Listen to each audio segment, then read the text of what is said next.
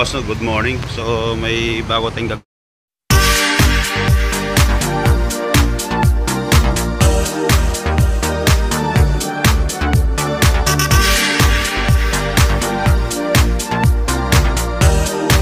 dito panel gauge ng Toyota Innova.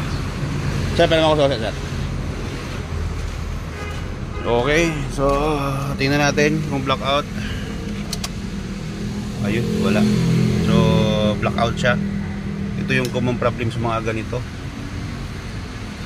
So bakasin ko muna, tapos repair natin, titingnan natin. Ano to sir? Na-repair na, hindi pa? Hindi pa sir. Okay, ngayon pa lang ano. So baklasin ko mga boss, tapos update ko kayo pag nabuksan na natin.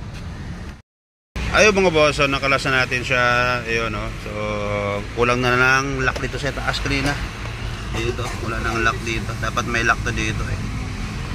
So itong butas na yan, so, wala na siyang lock mga boss. Ngayon, re-repair muna natin. Titingnan natin kung magkaroon na to ng power. Okay.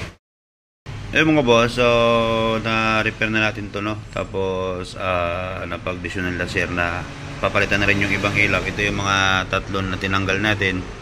Kasi medyo mahina. So nung nakabit natin yung mga bago, so ito, check natin.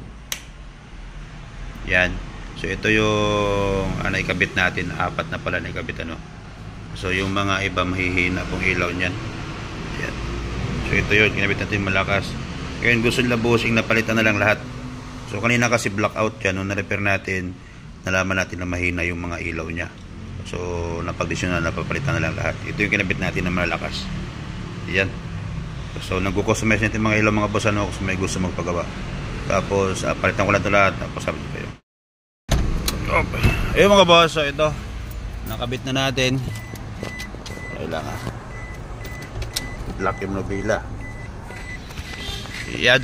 So ito na siya, no? Titingnan natin ngayon yung ilaw na kinabit natin.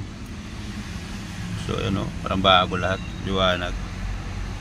So okay na mga boss, ano? So kung may problema kayo, pwede kayo mag-message sa page o kaya tawag sa number na nandyan sa screen, ano? So kapag hindi kayo masagot, medyo busy lang, katulad nito may mga ginagawa tayo.